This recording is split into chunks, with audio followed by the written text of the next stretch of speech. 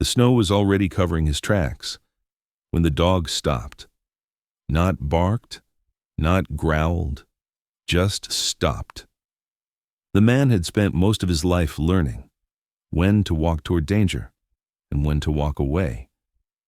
He was retired now, older, slower. But when his German shepherd began digging, he knew this wasn't an animal buried by winter. It was a person, still alive. And someone had wanted them to disappear quietly. Before you assume this is just another rescue story, understand this. Finding her was the easy part. The snow came early that year, thick and relentless, swallowing sound, color, and distance in the high forests of western Montana. Ethan Brooks noticed it before the sky fully closed, the way the air tightened in his lungs and the ache in his left knee sharpened with every step, a warning his body had learned to give him long before the weather reports caught up. At 67, Ethan moved slower than he once had, not from weakness, but from caution, the kind earned over decades of knowing exactly how fast things could go wrong. He was tall but no longer imposing, his shoulders still broad beneath a heavy canvas jacket faded by years of use, his posture straight out of habit rather than strength. His face was all angles and restraint, weathered skin pulled tight over sharp cheekbones, a jaw still strong beneath a permanent gray stubble, and eyes the pale steel blue of a winter lake that never gave away more than it had to.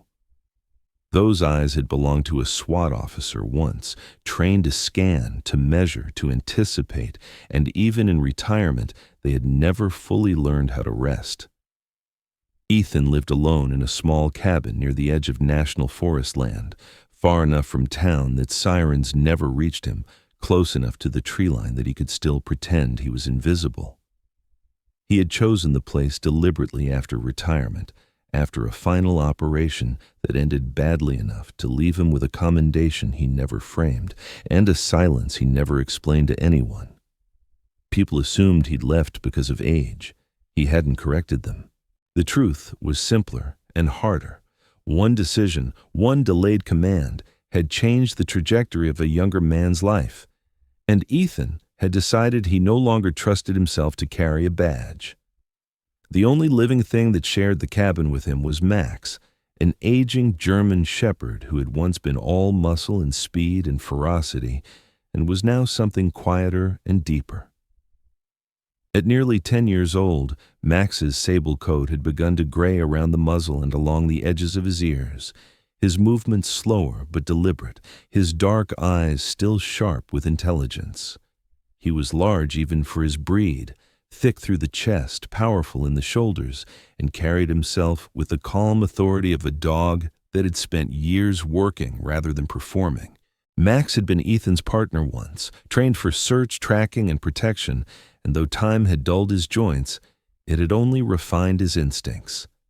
Ethan trusted Max more than he trusted most people, not because the dog was loyal, but because he was honest. That afternoon, they had gone out for what Ethan told himself would be a short perimeter check, just enough to make sure the approaching storm hadn't dropped a tree across the narrow service road that led to his property. Snow had already begun to fall in heavy, slow flakes, the kind that looked almost gentle until it accumulated and erased everything beneath it. The forest was unnaturally quiet, the sound dampened by fresh powder, and Ethan felt the familiar tightening in his chest that came whenever the world went too still. Max walked ahead, nose low, ears forward, his pace measured. Halfway down the trail, the dog stopped, not abruptly, not with alarm, but with a sudden stillness that drew Ethan's attention instantly.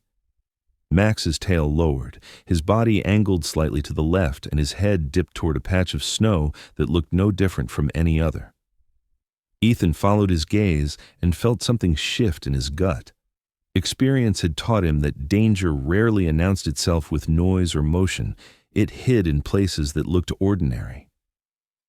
"What is it, boy?" Ethan murmured, his voice rough with cold, though he already knew better than to expect an answer. Max took one slow step forward, then another, his nose working, his breathing shallow.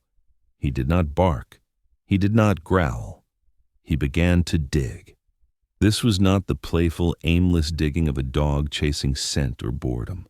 This was precise, frantic, urgent, as if every second mattered. Snow sprayed back against Ethan's boots as Max's paws tore through the top layer, reaching darker, compacted snow beneath. Ethan dropped to one knee, ignoring the sharp protest from his joints, and leaned closer. At first, he thought Max had hit debris, maybe a buried branch or a rock shifted by frost. Then he saw it. Fabric. Dark, stiff with ice, emerging beneath the snow. Ethan's breath caught, not in panic but in recognition. He pulled off his glove and pressed his bare hand against the exposed material. It was cold in a way that went beyond weather. "Easy," he said, more to himself than to the dog, and pulled the small folding shovel from his pack. He worked quickly but carefully, clearing snow in controlled motions, his training rising automatically despite his efforts to keep it buried. A shoulder appeared, then an arm bent at an unnatural angle. As he cleared more, a face emerged, pale and rigid, eyelashes crusted with frost, lips tinged blue. It was a woman, early 30s by his estimate, her features sharp and defined even in stillness. She had dark brown hair pulled back into a low, practical knot, strands frozen against her cheek, her skin light but weathered in a way that suggested long hours outdoors rather than vanity. She was slender but athletic, the build of someone accustomed to physical demand, not fragile, not soft. Ethan leaned closer and saw the rise of her chest, faint but unmistakable. She was alive.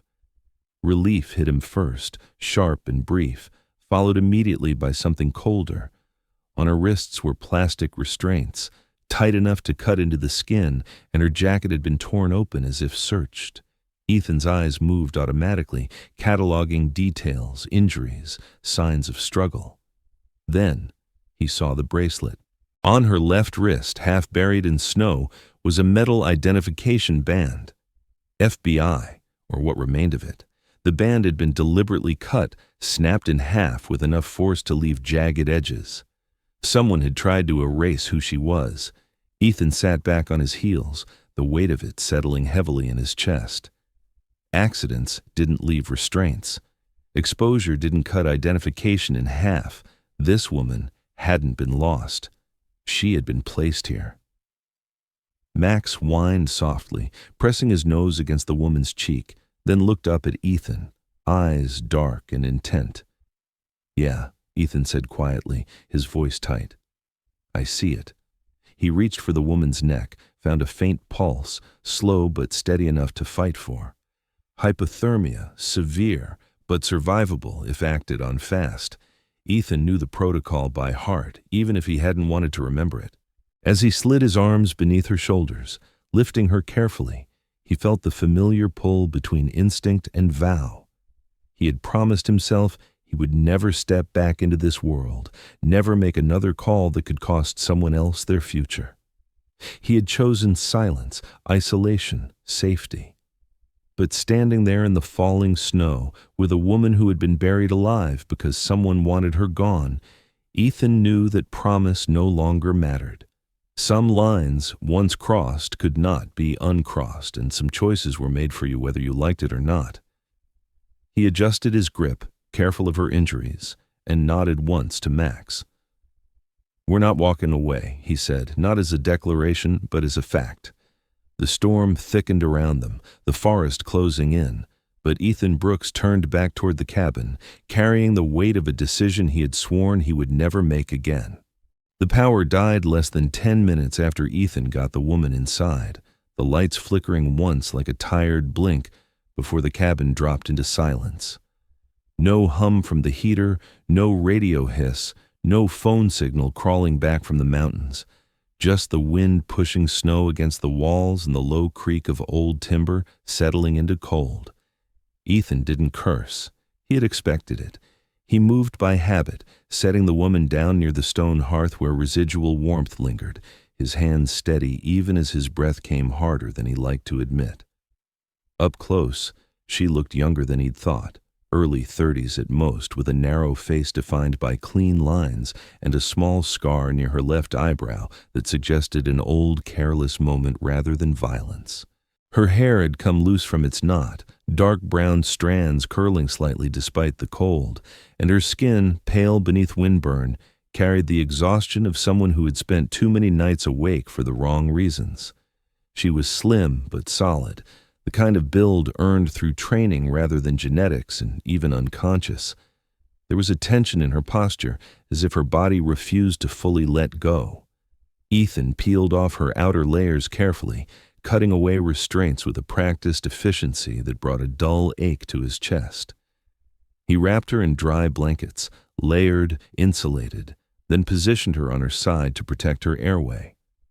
Hypothermia protocol ran through his mind like a checklist he wished he could forget.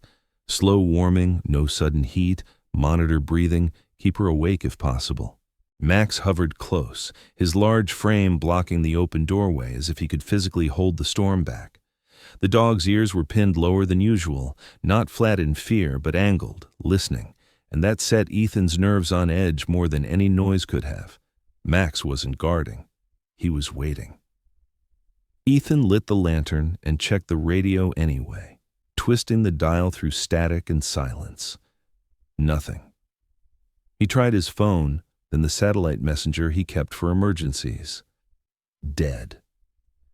Either the storm was worse than predicted, or something in the valley had gone down hard. He glanced at the woman again, watching the faint rise and fall of her chest. "You picked a hell of a night," he muttered, not unkindly. When she stirred, it was slight at first, a tightening around the eyes, a shallow intake of breath that scraped against her throat. Ethan knelt beside her, his joints protesting, and placed a hand on her shoulder. "Hey," he said quietly, "stay with me." Her eyes fluttered open, unfocused, pupils sluggish. She tried to sit up and failed, a weak sound escaping her throat that might have been frustration or fear. "Easy," Ethan said, firm but calm. "You're safe. For now." The words felt fragile the moment he spoke them. Her gaze slid past him to the door, then to the windows, scanning even through the blur. Training. "FBI," she whispered, the word barely more than breath. Her voice was rough, strained, and when she swallowed, pain flickered across her face. "I know," Ethan replied. He didn't explain how. He didn't need to. She closed her eyes for a second, as if gathering strength, then opened them again with effort. "Inside," she said. "Someone inside." Ethan felt the old cold settle behind his ribs. "Inside where?" he asked. She shook her head weakly. "Inside the case, inside the system."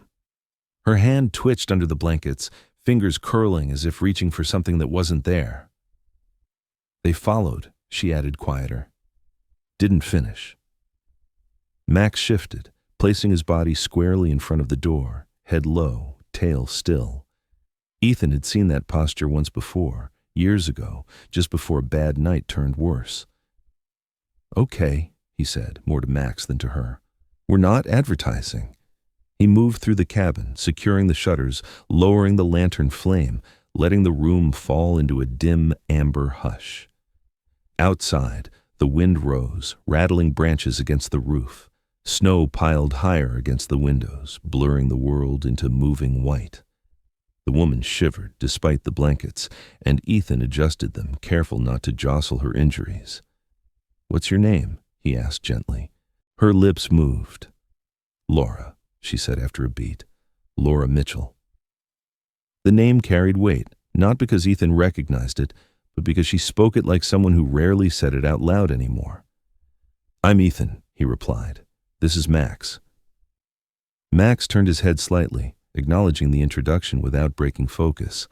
Laura's mouth twitched, something like relief passing through her expression before pain reclaimed it.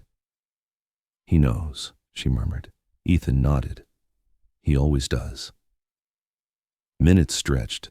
The cabin felt smaller with each gust of wind, the silence punctuated only by the crackle of dying embers and Laura's uneven breathing. Ethan checked her pulse again, steady but slow. "Good enough." He pulled a chair close and sat, his spine stiff, his mind refusing rest. Sleep had never been his strength, even before the job taught him how dangerous it could be. Laura stirred again, more awake now, eyes clearer though still dulled by cold and exhaustion. "They wanted it to look like exposure," she said, words coming in fragments. "Winter cleans things." Ethan didn't interrupt. He knew better than to push someone in shock. "I had evidence," she continued, her jaw tightening. "Didn't carry it, split it." She winced, breath hitching. "Smart," Ethan said, and meant it. Outside, something moved. Not close enough to see, not loud enough to name, but enough to make Max's ears twitch and his muscles tense. He did not bark. He did not growl. He simply leaned his weight forward, a living barrier. Ethan stood slowly, every sense awake, and listened. The wind howled. A branch snapped. Then, beneath it all, a sound that didn't belong to weather. Footsteps, faint, deliberate pacing. Ethan's hand tightened around the lantern handle. Laura's eyes widened as she heard it too. "He's still here," she whispered. Ethan didn't answer. He blew out the lantern, plunging the cabin into darkness, and let the night have its turn. Morning didn't arrive so much as it leaked slowly into the world, a thin gray light pressing against the cabin windows like it was unsure it was welcome. The storm had eased just enough to reveal what it had hidden, and Ethan knew better than to trust that kind of quiet. He hadn't slept. He rarely did on nights when instinct told him the danger hadn't passed. He sat at the small kitchen table, jacket still on, hands wrapped around a mug that had long since gone cold, listening to the sounds of the forest waking up. Laura lay on the couch near the hearth, bundled tight, her breathing steadier now but still shallow. The color had returned to her cheeks in faint patches, though her eyes, when they opened, carried the sharp vigilance of someone who had learned not to waste awareness. She looked older than she had the night before, not in years, but in weight. Trauma did that, pressed time into a person's face. Max rose the moment Ethan stood, stretching stiffly, his joints popping softly before he shook out his coat. The dog moved with care now, each step deliberate, but his focus was unwavering. Ethan opened the door just enough to step onto the porch, cold air slicing into his lungs. The snow had stopped, leaving behind a white blanket smooth enough to feel staged. That was the first thing that bothered him. Snow that clean erased mistakes. He scanned the tree line, eyes moving automatically, measuring distance, cover, angles. Then he saw it. Footprints, not his, not Laura's. They came in from the north, shallow but deliberate, spaced for someone moving carefully, not rushing, not lost. They stopped 30 yards from the cabin, as if whoever had made them had decided not to come any closer. Ethan crouched, ignoring the burn in his knees, and studied the impressions. Boots, medium size, worn tread, not fresh enough to be made this morning, not old enough to belong to some forgotten hiker. Someone had stood there during the storm, watching. Ethan straightened slowly and backed into the cabin, closing the door without sound. "We're leaving," he said, voice low. Laura pushed herself up on one elbow, wincing but alert. "They didn't go away," she said. "It wasn't a question." "No," Ethan replied, "and I don't plan on finding out how patient they are." He moved quickly but not frantically, packing only what mattered: medical kit, radio, thermal blankets, a length of rope. Laura watched him with a quiet intensity, her mind clearly racing ahead despite her body lagging behind. "There's a ranger station," she said after a moment, "about 2 miles east, old, seasonal. If it's still standing." Ethan paused, surprised. "You know the area," he said. "I memorized routes," Laura replied, "in case I had to disappear." There was no pride in her voice, only fact. Max whined softly, sensing the shift, and positioned himself beside Laura as Ethan helped her to her feet. She was unsteady, her frame light against him, but there was strength beneath it, a stubbornness that reminded Ethan uncomfortably of himself at her age. They moved out the back of the cabin, avoiding the open approach, cutting through denser trees where the snow lay uneven. Every step was calculated. Laura leaned heavily on Ethan, her breath shallow, her jaw set against pain she refused to voice. Max ranged ahead, nose low, ears flicking constantly, reading the ground like a page Ethan could no longer fully see. Halfway there, the forest changed. Not visibly, not dramatically, but enough that Ethan felt it in his spine. The trees thinned, the ground sloped downward, and the wind shifted, carrying a faint metallic scent that didn't belong to pine or snow. Max froze, hackles lifting slightly, then circled back, pressing close to Ethan's leg. Ethan stopped. He crouched, letting Laura rest against a tree, and studied the terrain. "This is where they expected you to die," he said quietly. Laura followed his gaze and nodded once. "They use winter," she said. "Remote areas, exposure, no witnesses, it looks clean." "But it isn't," Ethan replied. Laura's mouth tightened. "It never is." As they reached the ranger station, it came into view like a relic from another era, a low structure of weathered wood and rusted metal, its windows boarded, its roof sagging under the weight of snow. The door hung crooked but intact. Ethan checked the perimeter, then eased them inside. The air smelled of dust and old oil, but it was dry, and the walls offered at least the illusion of protection. Laura sank onto a bench, her legs trembling. Ethan knelt in front of her, checking her pupils, her pulse, still stable, barely. "You can rest," he said. "Just don't disappear on me." She huffed a breath that might have been a laugh. "I don't plan to." After a few minutes, she spoke again, stronger now. "The man last night," she said. "He's not the one who planned it." Ethan looked up. "You're sure?" "He's a courier," Laura replied. "A cleaner, someone who follows instructions and doesn't ask questions, the kind of man who thinks being useful will keep him alive." Ethan had known plenty like that. "And the people above him," he said. "They don't get their hands dirty." Laura met his eyes. "They never do."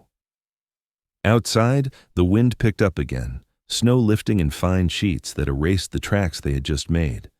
Max paced once, then settled near the door, body angled, listening. Ethan felt the familiar pull of old instincts, the ones he had tried to bury along with the rest of his life before this. He thought of the footprints outside his cabin, the deliberate pause, the decision not to advance. Whoever was out there was careful, patient, and winter was on their side. "They'll come back," Laura said softly. "Not tonight, but they will." Ethan nodded. "Then we won't be here." He reached into his pack and pulled out the satellite messenger again, turning it over in his hands. Still dead, still useless. "We move when the storm breaks," he said. Laura closed her eyes, exhaustion finally claiming a piece of her. "Ethan," she said, voice thin but steady. "You don't owe me this." He looked at her, really looked, at the woman who had been buried alive because she refused to let a lie stand unchallenged. "That's where you're wrong," he said. Outside, the forest shifted, quiet but not empty. And somewhere beyond the trees, someone realized the map they were following no longer matched the ground. The storm returned without warning. Not loud at first, but insistent, the kind that crept back in through the seams of the world and reminded you it had never truly left. Ethan felt it before the wind rose, a sudden pressure behind his eyes and a weakness in his legs that told him he had pushed too hard, too long. The ranger station was darker now, the gray daylight swallowed by thickening clouds, and the temperature inside had dropped enough that Laura's breath fogged faintly as she slept, curled on her side beneath layered blankets. Ethan stood near the boarded window, counting the seconds between gusts, listening to the building speak in tired groans. Max lay near the door, his large body tucked tight, ears angled, eyes open and watchful, the gray around his muzzle catching what little light remained. Ethan had seen this posture before, years ago, in hallways and stairwells where the air went thin before something went wrong. He turned away from the window, intending to check Laura's pulse again, and the room tilted. It wasn't dramatic. No sudden collapse. Just a quiet betrayal of balance, the kind that left no time for pride. He caught the edge of the table with one hand, missed with the other, and went down hard on one knee. Pain shot through his left leg, sharp and immediate, followed by a spreading cold that had nothing to do with the weather. Max was on him instantly, pressing close, whining low, his breath warm against Ethan's cheek. "I'm fine," Ethan said automatically, the lie thin even to his own ears. He tried to stand and couldn't. The strength simply wasn't there. Laura woke to the sound of it, eyes snapping open, her body reacting before her mind fully caught up. She pushed herself upright, wincing as pain flared through her ribs, and saw Ethan on the floor, one hand braced, the other trembling. "Ethan," she said, voice steady despite the fear tightening it. She swung her legs over the bench and moved toward him, slow but determined. Her dark hair loose now, falling around her face in damp strands, her skin pale but focused, the way it got when training overrode discomfort. Up close, she could see the sheen of sweat on his temple, the tightness in his jaw, the way his eyes had lost their sharpness and gone distant. "Sit," she ordered, not unkindly. Ethan tried to argue and failed. He let himself slide back against the wall, breath coming shallow. "Blood pressure," he said, more to himself than to her. Dropped. Laura nodded once, already working. She crouched carefully, her movements economical, checking his pulse, counting, watching his pupils. "You didn't eat," she said. "You barely slept." "Didn't seem important," Ethan muttered. Max hovered inches away, anxious but controlled, his tail still, his eyes flicking between their faces and the door. Laura shifted closer, then hesitated, calculating. She couldn't lift him. She couldn't drag him if they had to move. She could do one thing. She shrugged out of her jacket and pressed herself against Ethan's side, aligning their bodies as best she could, sharing heat the way he had done for her hours earlier. It was awkward, imperfect, but it worked. Ethan felt warmth seep back into his core, grounding him, keeping him present. "Stay with me," Laura said quietly, the words familiar now, returned. Outside, the wind rose to a howl, snow striking the walls hard enough to sound like thrown gravel. Max moved to the door, body rigid, ears pinned lower than before, not fear, not aggression, but warning. Footsteps crunched nearby, closer than they had been at the cabin, slow and measured, testing. Laura heard it too. Her breathing slowed, her body going still except where it pressed against Ethan. "He's here," she whispered. Ethan closed his eyes for a second, forcing clarity through the haze. "One person," he said. Light step. Careful. He reached for the radio again, habit more than hope. Nothing. The footsteps circled, paused, then moved away, retreating into the storm as if satisfied. Minutes stretched. The building held. Ethan's strength returned in small increments, enough that he could draw a deeper breath, enough that the room stopped spinning. He opened his eyes to find Laura watching him, her expression unreadable but resolute. "You don't get to disappear," she said. He huffed a weak breath. "I was hoping you wouldn't notice." She almost smiled, then sobered. "They wanted me to die alone," she said softly. Quietly. "I won't give them that." Ethan nodded. "Neither will I." When the storm eased again, just enough to make movement possible, Ethan tested his leg, grimacing but upright with Laura's help. Max paced once, then led them toward the back exit, nose working, choosing the path that offered the most cover. They didn't run, they didn't rush. They moved when the wind rose, when sound carried least, when the world was loud enough to hide them. Somewhere behind them, a man realized he had lost the advantage, that winter did not belong exclusively to those who abused it. As they disappeared into the trees, the ranger station stood empty once more, holding nothing but cold and the echo of a choice made together. The storm loosened its grip just before dawn, not out of mercy but exhaustion, the wind easing into long sighs that swept snow off branches and sent it drifting like ash through the trees.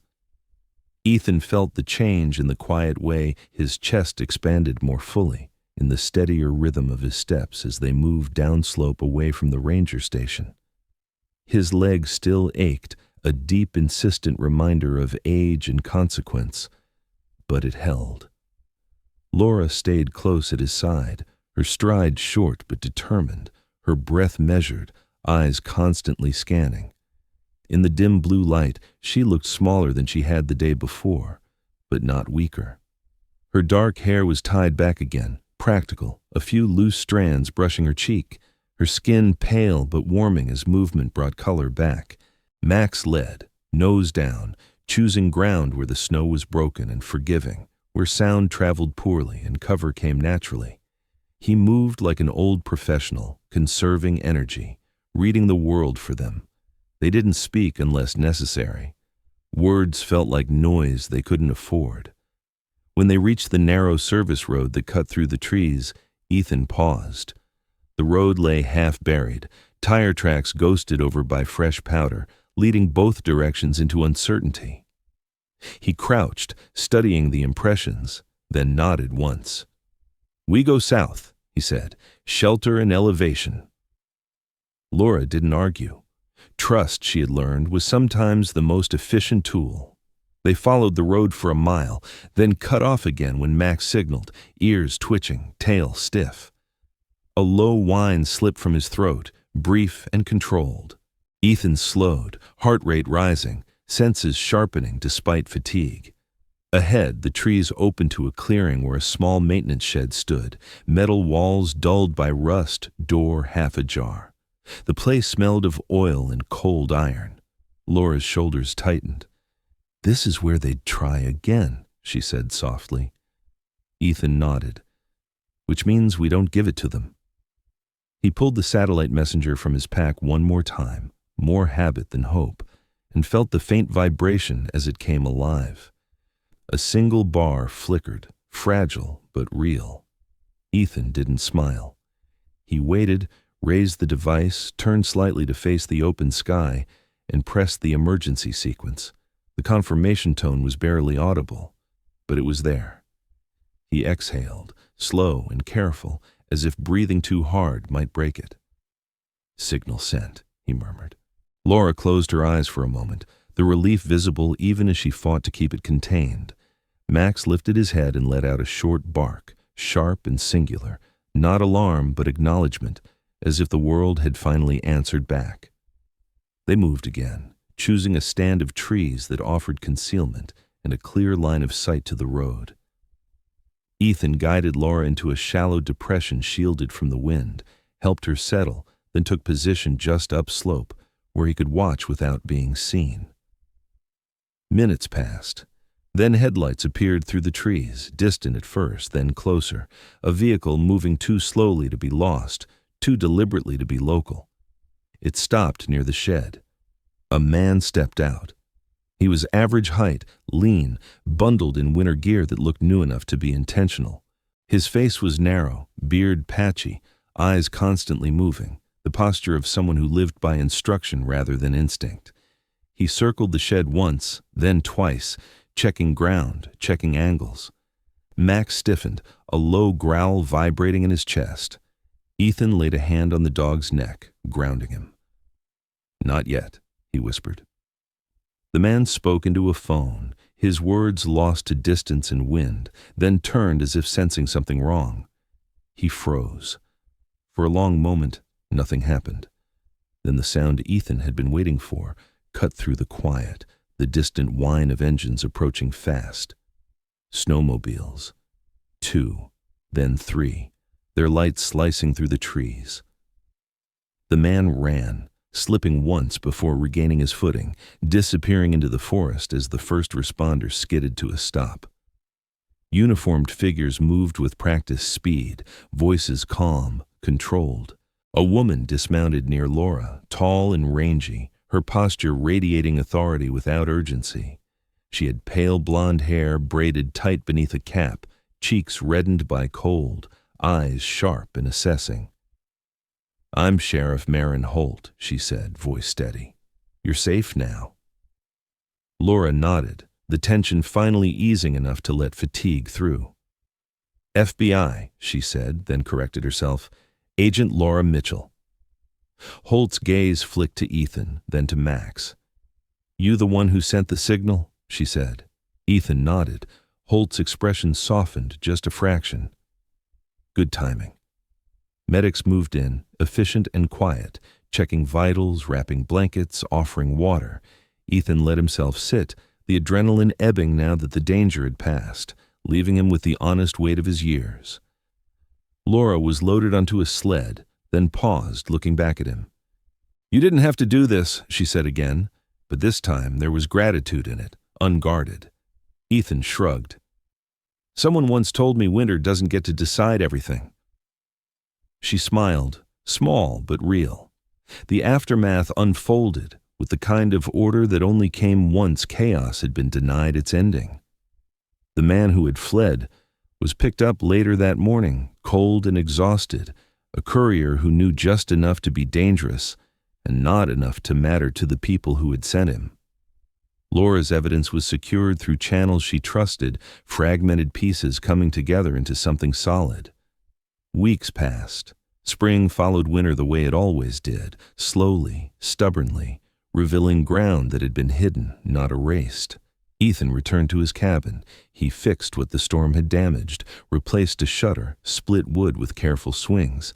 One afternoon, he opened the closet where his old SWAT jacket hung, the fabric heavy with memory. For years he had kept the door locked, a private boundary between who he had been and who he'd tried to become.